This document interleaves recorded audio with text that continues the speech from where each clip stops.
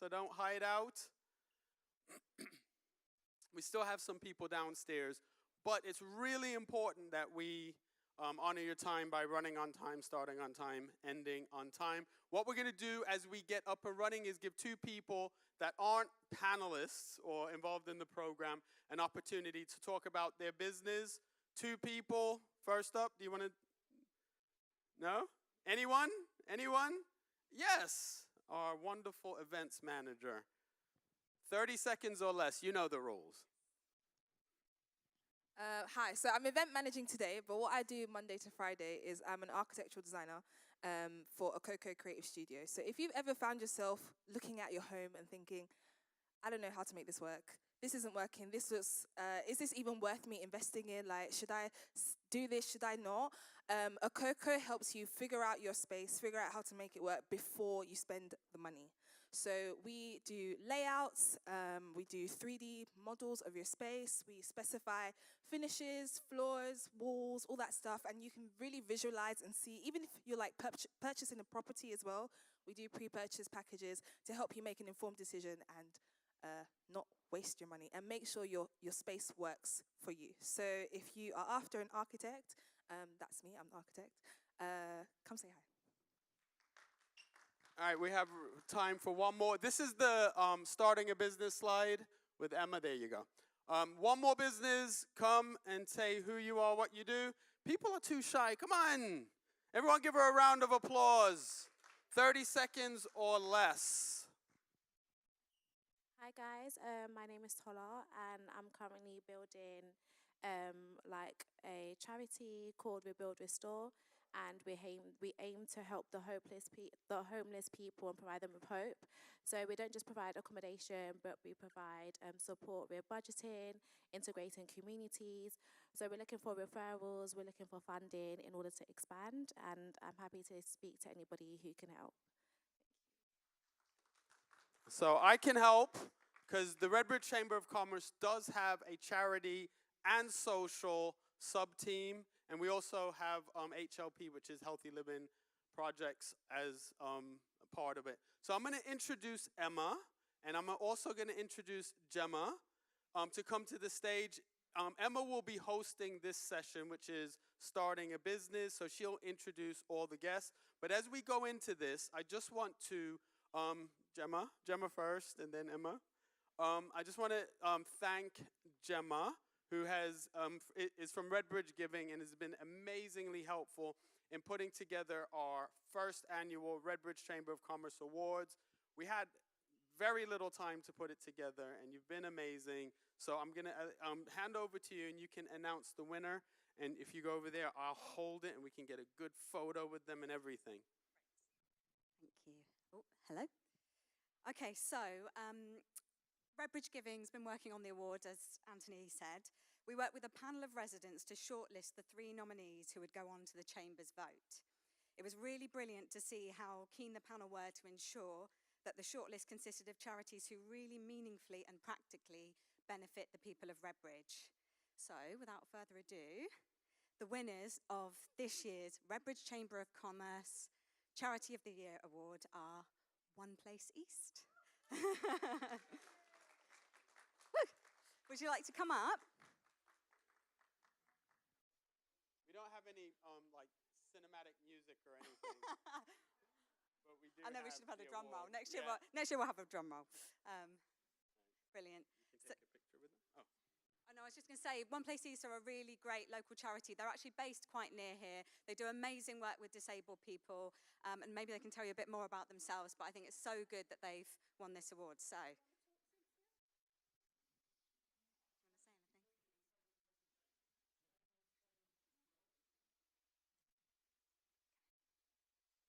Make sure you can see the award.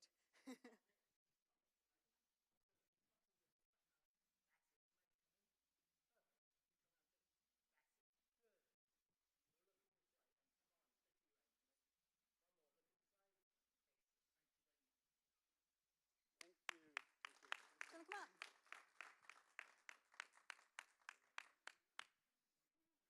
Okay, who would like to say a word? Hi everybody, I'm Kate Harrison. I'll introduce you to everybody. This is Cynthia. This is Claudette. This is Rick. I'm Kate, and this is Margaret, our CEO. We've been going for 30 years. We had our 30th anniversary last September. So we're the old boys on the block. And I run a reminiscence group on a Monday, which is very popular between 2 and 4 in the afternoon. We have about 12 to 14 members. We have a site support group run by OAs. We have a men's walking group on a Thursday, usually in Valentine's Park. What else do we do? Yeah, we do befriending. We have a mental health befriending. We have dementia befriending, where we have volunteers going out and meeting people for coffee or doing little tasks for people, doing their shopping or meeting them. Yeah, so we do so many different things. You had enough of me then? Congratulations and thank you to Redbridge Giving for everything. Thank you. All right, I'm going to introduce Emma now, and she is from Firefly Hub. I'll allow her to tell you a little bit about herself. She'll be presenting the Starting a Business workshop or panel.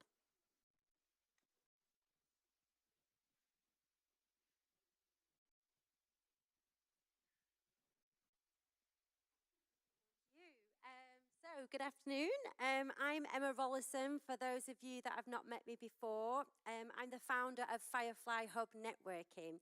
And Firefly Hub has a little bit of a story to it because I met my partner in Barbados and he relocated to London and he was really struggling for work, okay? And even though he was well established in Yorkshire, down in London, he knew nobody. And that is why we started the networking group.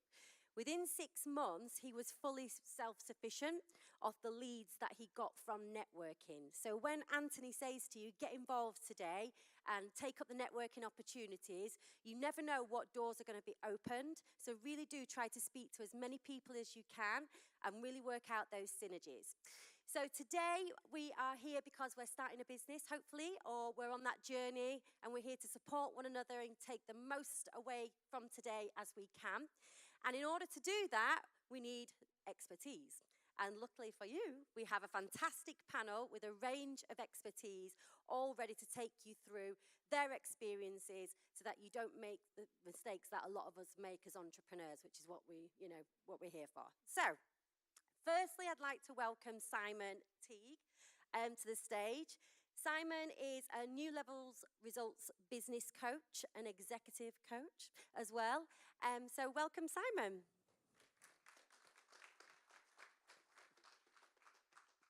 Hello. Hi, everyone. Feel like we're at the Oscars. Yeah.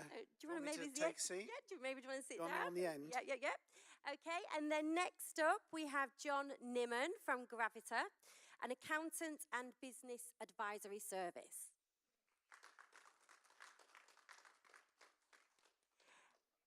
Then we have Lillian Zaman, who is representing State Bank of India UK and who is actually the area branch manager. So we are in good hands today.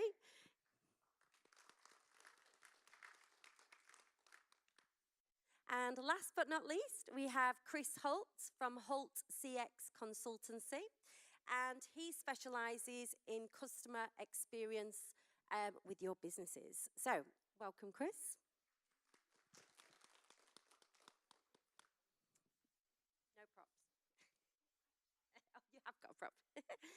Okay, Simon, can we start with you? Is that okay, since though you've got a mic? Perfect.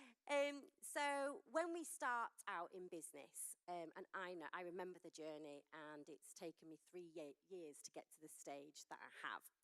What would be the one thing that you say is the most important thing to do as a business owner when starting out? Wow, that's a really good question. And in fact, there are many things you need to think about. But the one thing for me, when I first started out, which was back in 2008, I would use the word persistence. You know, you get a lot of knockbacks when you start out in business. You make a lot of wrong decisions, and that's just the natural way of things. You know, you start off with good intentions, you have a direction of travel, but you will find when you're starting up a business that sometimes you'll come into, you know, blind alleys, and you'll be down the wrong road, and you'll have to turn back and go back the other way. And for me, it was a real struggle, I'll be honest with you. The first 4 years were really difficult. And at one point, I was almost homeless because of it. And trying to get a business when you have no capital, and you know, you feel like no one else believes in you, and you're on your own, and you're almost homeless, and you have nothing else left. The one thing I had was persistence. And I just kept on going, kept telling myself, I know I've got something.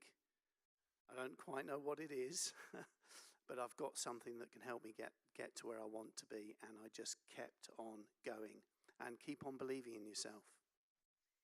So I can relate to this, and I think resilience is key. But despite that, a lot of businesses fail, don't they? Why do you think that is? I think statistically 3 out of 4 businesses fail in the UK in the first 4 years. And the main reason for that is promoting what I do, really, which is that I'm a coach. So I'm a business and executive coach, and many businesses make mistakes because they can only see a certain direction, one-dimensional. And when you've got someone that can come alongside you and work with you shoulder to shoulder, you get a totally different perspective. And really, that's what coaching is. So you don't necessarily have to go out and pay for a coach, but you should seek wise advice. And there are many people around you, fellow entrepreneurs, ChatGPT, you know, people that you could speak to. The Chamber of Commerce is most definitely a really good place you could come to get advice, to run your ideas, your thoughts through with someone else, and get them to ask you the questions that I find businesses don't ask themselves. And it's because they don't ask themselves those questions that 3 years down the line they've run out of cash. And the number one killer for business, by the way, if you run out of cash, you can't keep going. So that's why businesses fail in the main. It's not because they didn't have a great idea, it's because they didn't have great support. And make sure you've got really great support around you. And this environment here is a great place to start. Fantastic advice. I do follow the School of Hard Knocks on social media, and they look at how to become a millionaire really quickly, and he sort of travels around. I don't know if any of you have come across it. And one thing that always comes out of his conversations is he asks the millionaires, how can we fast track this process? And he always says, get a mentor. So yeah, absolutely. So are there any questions? Is anyone sat there thinking, I really want you to answer this question? Anyone? Yeah? Oh, fantastic.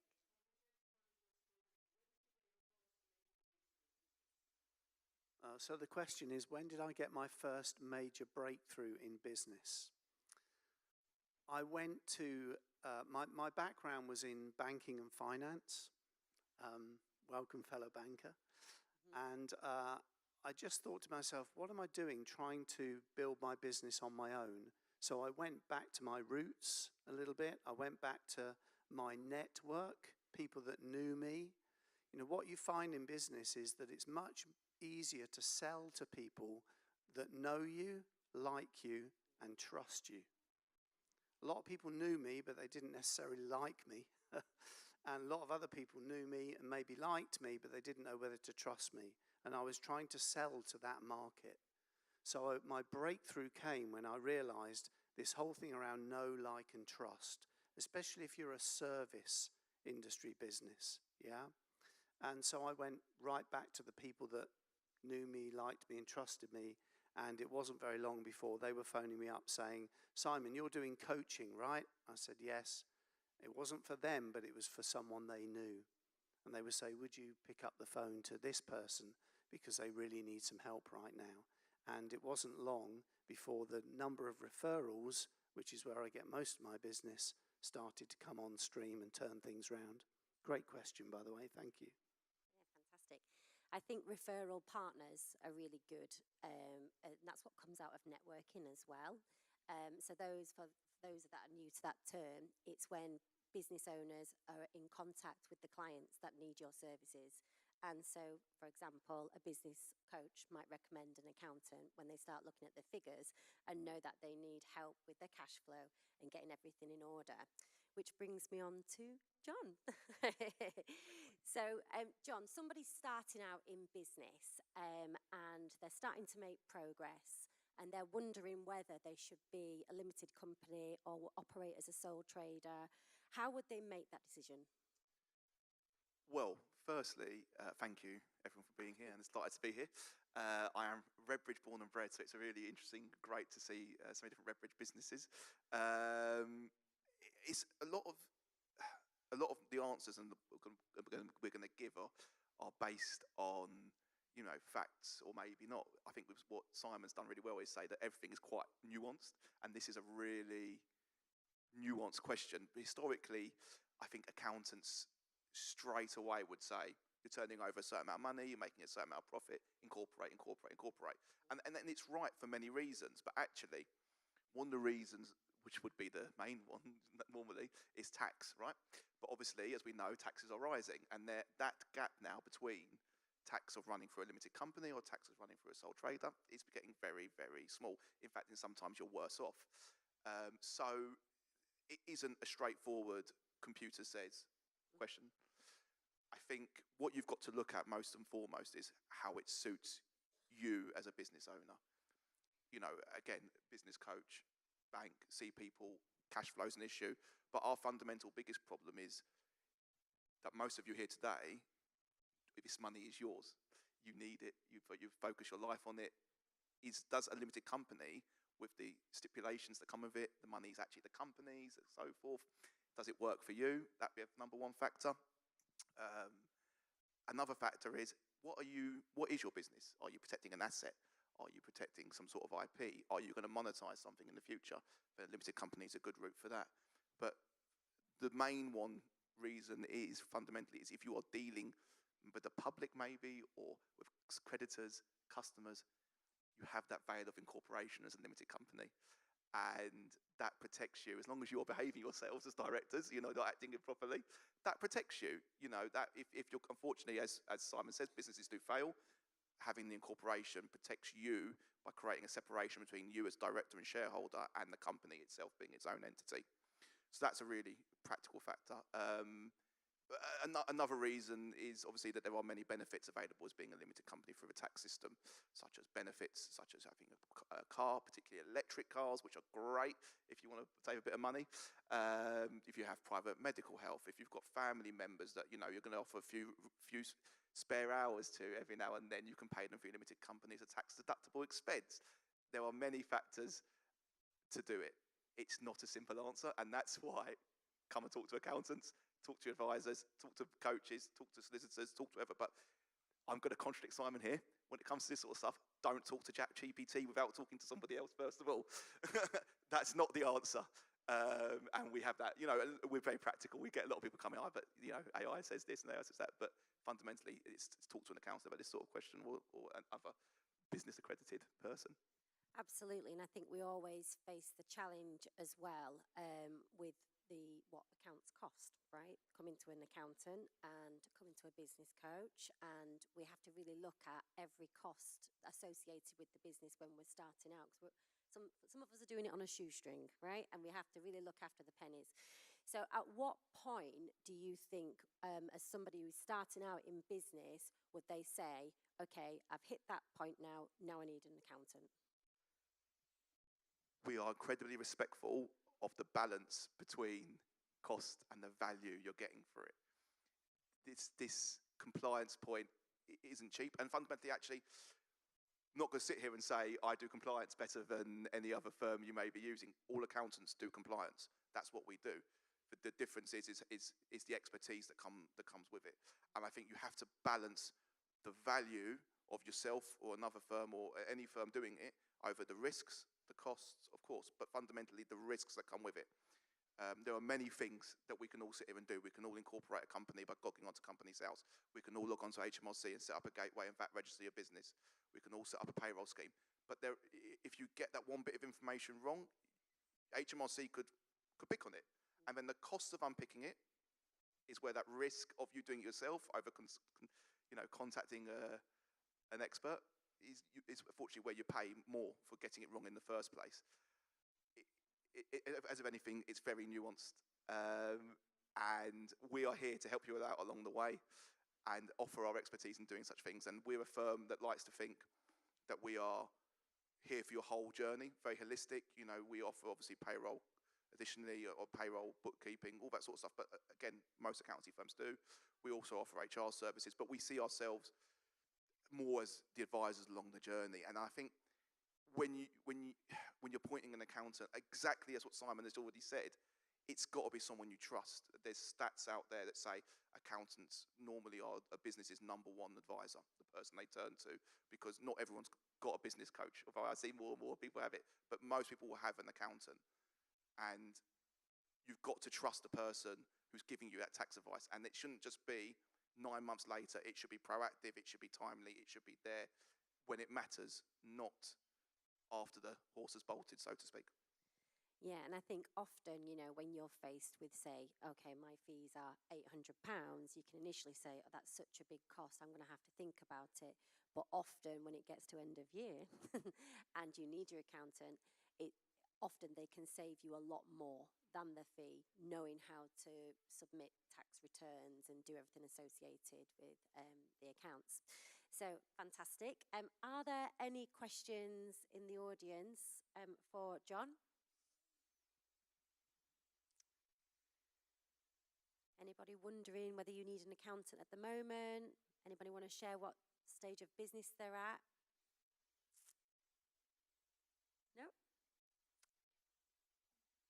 No? Well, I've got one more question for you. Yeah. So we've got the Employment Law Act that's coming out, and the landscape for everything is changing at the moment, okay? And it's putting business owners under a lot of pressure. How can we justify an accountant in this climate? I think the fundamental answer comes back to the previous question, that it's a fundamental cost of running a business. It's you need the not a fundamental cost. Apologies. I don't want to say it's everyone sign up for an accountant. There are obviously things you can do, but I think you should have the protection of knowing that you have someone to make sure you're getting it right. Because the cost of getting things wrong is sometimes a lot worse than the cost you've saved in the first place. How do I justify it? It's not simply a tax number. It's that reassurance. It's feeling that you've got someone to support you on that journey, and helping you make the decisions along. I think you should have someone who adds value to the numbers that they're giving you, and I think that in itself will provide you with value above and the amount that you are spending on the accountant. Look, compliance is an unfortunate cost of life when it comes to many different things, but fundamentally it comes back to the cost of getting it wrong, and you have to balance that risk and value. Yeah. And I think one thing that's become apparent to me literally yesterday was where I used to accept invoices, for example, and people would put on the bottom, oh, I'll be responsible for my own tax and national insurance. You can't do that anymore. Okay, they're employed, right? And if you don't get that right, I think prison has been mentioned by Labour. I think that's come out as you're committing money laundering, fraud, all of that. and it comes under that bracket. So do speak to an accountant, do get the right advice and get yourself set up correctly is my advice from the start so that you don't fall into that. So next up we have Lillian. I'm going to ask you a question, but I actually already know the answer, right? Because I've had this myself, luckily enough. But what do you think is the benefit of having a business account as a startup? So you really do need to keep your finances separate. When it comes to you've opened your business, you've spoken to an accountant, now it's time to go and decide, what you need to do in order to get an account open. If you do, if you don't separate your personal and your business funds, then it does cause a lot of problems. For example, when you're doing your accounting, you can't mix up your personal expenses along with your business expenses. That's going to, mess things up as, for accounting. Having a bank account also, what it does is it does give you that trustworthiness. If you're trying to entice customers to have business with you, do business with you, or if you're trying to acquire certain services, if you don't have a business account, then it doesn't show that you are an established business. It's so important that you have a business account in order to show that.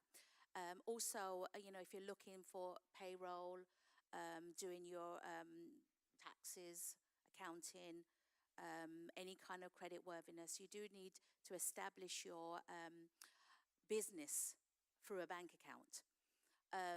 So there is a lot of reasons why you need to have a separate bank account, and it does go back to your accounting and trying to keep everything separate and not keep it all together. So it's quite basic, but it is very important to do that. Absolutely. And I know from working with my accountant that it's actually a lesser fee the more organised you are, because there's less work to do, sifting through accounts, separating out the personal from the business. And there have been times when I've lost a card and I've put things through on the business account that I shouldn't, and it's created a lot of extra work. So if you want to keep the costs down on your accountant, that's my little tip there. We've talked about the importance of the business account. What is the process of opening up a business account with you? Okay. So, not just with us, with pretty much all banks, you do need to provide your personal information as well as your business information. And then you also need to provide documents. So depending on what type of business it is, whether it's a sole trader, whether it's a partnership, whether it's a limited company, you would need to provide the documentation for that. So that would be your driver's license, your proof of address. Make sure that if it is a limited company or a partnership, that it is set up on Company House, and then we can, get the information from Company House.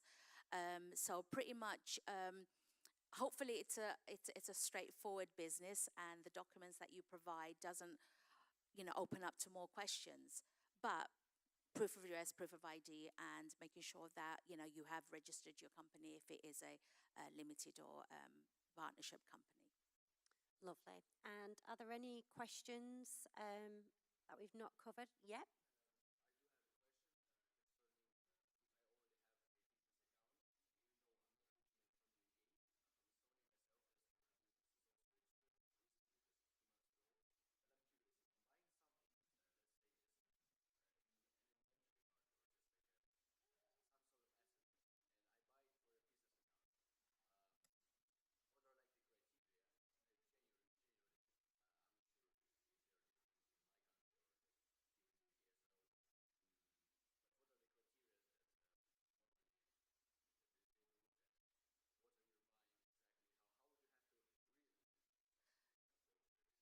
So are you looking to buy an asset in the UK?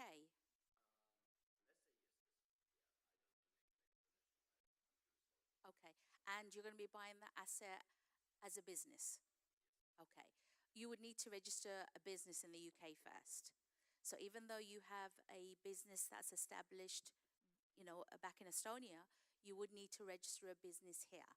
So once you've registered a business, you would be able to If you're looking to purchase an asset, there are banks that will offer loans to you, so long as you meet the criteria. But the first thing would be to register your business. Please. Yeah, I mean, I think she's absolutely right, and I think you have to make sure also that what you're buying is there efficiencies that you can look at from a tax point of view as well. If you've got a business, there's capital allowances available. You can claim, which is something called that you can claim AIA, which is annual investment allowance, and also you get a first year allowance as well, which means you can get 100% right down up to a certain value. I'm not going to start quoting it because I've forgotten. But yeah, she's absolutely right. If you've got a business limited, even as a sole trader, you still get capital allowance limits, but particularly if a limited company, if you're going to get funding to purchase an asset, I would 100% run it through a limited company to do that. Yep, fantastic. And there are lots of options for funding to help you out there. Anthony at Redbridge Council is a brilliant person to tap into. He's got a wider network. So if any of you are looking for funding, definitely have a chat with him there. But when we are starting out in business, John, would you say that it should be a priority to make sure that everything is organised when you're handing it over? Are we thinking, if we're starting, before we sort of look at the money coming in regards to a spreadsheet, something simple? I mean, basics. How would you want it presented to you? Listen, yeah, it's absolutely right. Like, there's many softwares out there, particularly, obviously, the biggest one at the moment is Xero. We as a firm prefer that product. Doesn't mean that other products are inferior. But yes, I think to get yourself compliant for the future, things are changing. As a sole trader, we have Making Tax Digital, which is coming in from 1st of April. So if you're above 50,000, you will have to have a compliance software. Excel spreadsheets won't work. So it's really important that you get yourself prepared for that ongoing change as the threshold comes down from 50,000 as a sole trader. As a limited company, Making Tax Digital will come again in at some point, so spreadsheets will become obsolete in terms of recording your business. Yes, there are bridging softwares, but really, if you want to get the best out of your financial data, using a cloud software is the most important thing. Again, this all comes down to the balance of time, value, risk, and we know that business owners know their industries better and their business is better than anybody, but having the time to do and keeping the records up to date is the thing that is the biggest obstacle, I'd say, and that's where everyone here particularly comes in and helps your businesses out, having the time to do anything, and using these preferred advisors to save your time is also saving your money, really, long term. And I think technology is moving on so quickly, and we have AI, and every time we get used to something, it changes. And often we can look at sort of where we can invest money and time. So, Chris, when we're sort of looking at technology inside of our business, what would you say is the absolute for any business starting out? I think it's difficult when you're starting out to know where to spend your money and where to do it wisely. But giving your customers a way of contacting you is fundamental, because if they can't contact you, what are they going to do? They're going to look for a different service. So if you don't have a website, what are they going to look at? If you don't have a phone number, where are they going to go? If you don't have email, where are they going to go? And I think something like, so we're a Zoom partner. Everyone knows Zoom. Probably everyone's nan was on it in COVID. Everyone's got very used to it. They're not just a video company, though. So you can put a phone service through that, and that allows you to not give out your mobile number, which might not sound significant at the moment, but when you've got customers a couple of years in calling you at 10 in the evening because they want help with something, if you haven't put guardrails around that, then that's your mobile number. And I say this with irony because my business cards have my mobile number on them. So don't get 500 business cards printed as well, day one. You can put virtual numbers on things, you can put all kinds of services on things, and everything is very accessible now to allow your customers to get hold of you 24/7 with their inquiries without necessarily having to speak to you as well. Brilliant. I think as well, as small business owners, it's really hard juggling things, because while we're working on the business, we might be missing calls that could be valuable leads. So if, I don't know, if you're a heating engineer, if you're lifting a boiler, you can't be taking customer inquiries. But I think often the thought of having somebody taking those calls on their behalf really worries them because they think that they can't afford it.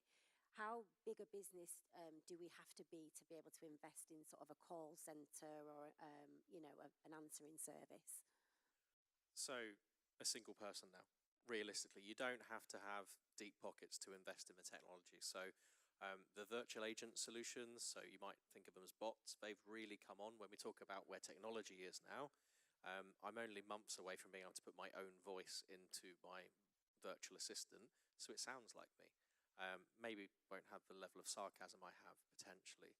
But the whole point there is, yeah, I might be on a customer site for the day and I'm not available. But if I've got a virtual assistant that can answer what I do, what I specialize in, and also potentially how I can help you without you necessarily having to speak to me, then that makes life easier. It might be that I open it up so you can just book time in my calendar without having to speak to me, for example.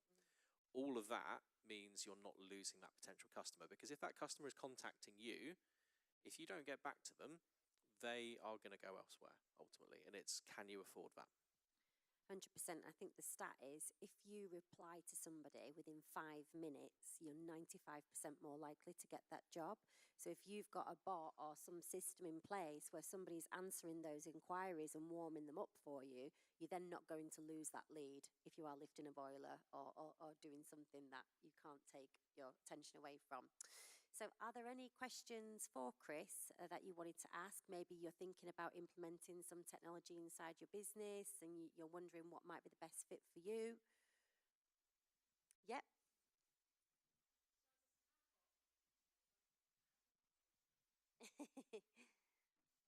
So as a startup, let's say you have a business account, you want to invest in technology. How do you optimize both your technology and your payment system where it goes with one click?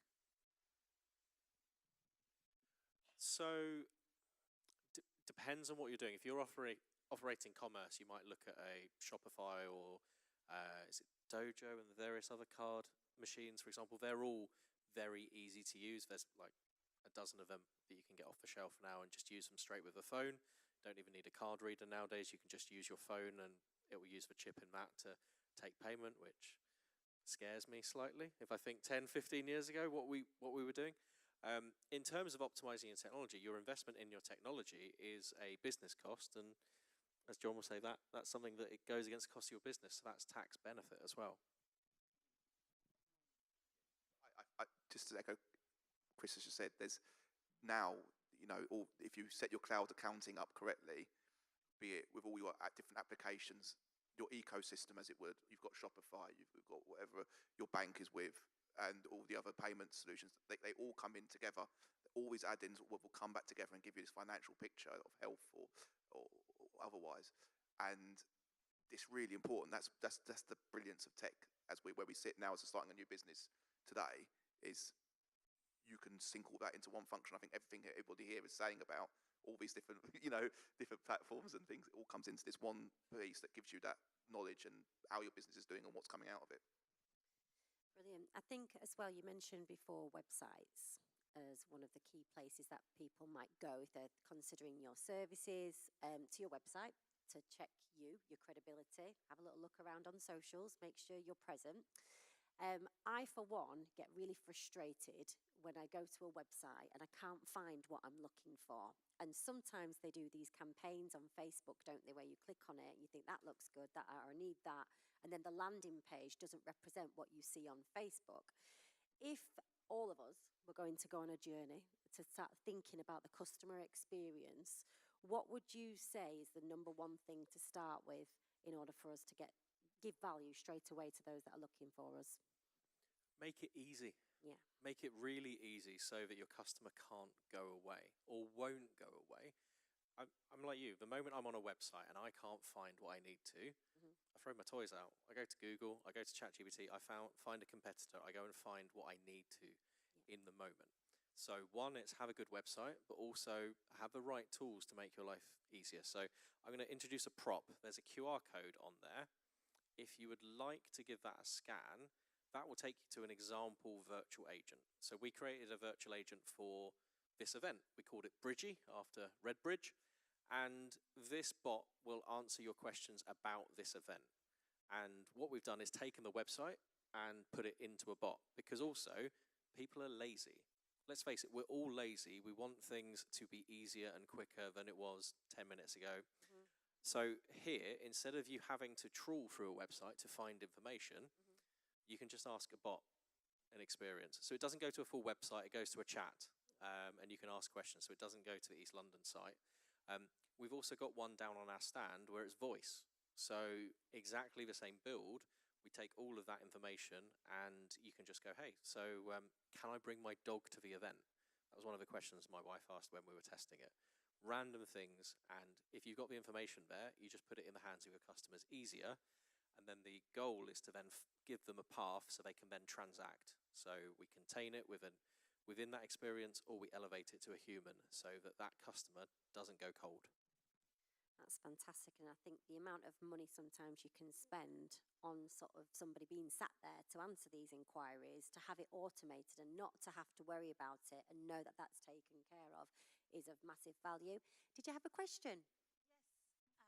Well, thank you for coming to talk to us today. Thanks. What you just said really links into my next question.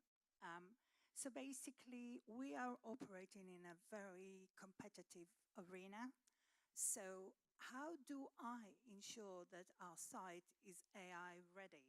Because when people go and search for something, there will be numerous responses for the kind of services that we provide. Is there, do you have any suggestions? Thank you. Yeah, absolutely. So the best way to do it is to take your website and go to, say, ChatGPT or Gemini or whatever AI service you're using and say, tell me about this company only using this website, and ask questions there. If you're not getting the answers you would expect, then your website probably needs restructuring or more information on it. So use the AI tools like a consumer would. So if I go to ChatGPT and say, who's offering CX consultancy services in Essex, for example, and I don't come up, then I need to work harder on what my presence is so that I land in that search. So use AI to turn it on your business and go, right, and then you can see where you would potentially need to improve your website and your service. Just one more question, yes? Is there a way to bypass a cheat sort of kind of AI? Because, you know, everyone, I mean, whichever engine you use for search will have an AI response first before anything organic happens. How do I cheat AI? Can I answer this one? So what I've found when promoting Firefly is that it used to be solely focused on websites, right? And then AI has come in, and now when you search a business, AI finds it for you before you get the reviews, before you get the actual website coming up. You can't cheat it. What you have to do is work with it. So you have your testimonials, and what AI is doing now, it just doesn't go to your website. It goes all across the channels, all the Facebook, Instagram, LinkedIn, and it goes and gets a real representation of your business, and that's what it presents to you. So I think if you were to invest in all the social media channels, really get on top of your customers to get the testimonials, that is what will be at the forefront of your AI story. No worries. So we have 3 minutes left. Yes, absolutely. Did you want to? Yeah, so I'd like to pick up on that because I've just come from the AI workshop with Adwa. She was awesome if she's in the room. But anyway, what's really interesting and think about the change is that we used to look at our websites as our shop window. And we might even be tempted to pay money to Google to get our website more higher ranked. But Google is only looking at what you're saying about yourself. What's happening now with AI and the likes of Perplexity and ChatGPT and all these other AI models is they're not looking at what you're saying about yourself. They're looking at what other people are saying about you. So one of the most trawled platforms, which I was surprised at, is Trustpilot. They go to Trustpilot, they find out what's everybody else saying about your business. And so when I come on and I'm searching for you, I will only find you if the nature of what I'm asking will resonate with what other people are saying. Now that's really tricky then, because we think about having to write our website in a certain way so that we resonate with people. But the key answer to it really is create raving fans. If you have a business, find raving fans, which are people who know, like, and trust you, going back to what I was saying earlier, but actually love what you do so much they'd be willing to put a testimonial on Trustpilot, on LinkedIn, a Google review, a case study, those kind of things that you can publish somewhere. Anywhere where you can get your clients talking about you and your business is really where it's moved to. And yeah, and absolutely, and also get them to get you more clients, right? If they're operating in those circles and you've done an amazing job, let them go and shout about you, because that's really what gets the leads over the line. They're all already warmed up for you. And yeah, it's so much easier to secure that business. So we have 1 minute to go. I think we're going to wrap it up there. So a big thank you to our panelists. You've been fantastic. And I know that I've learned a lot as well from your answers. So thank you so much. And we'll all be around. If you want to come and grab us and ask any questions, we'll be happy to answer them. Okay, thank you.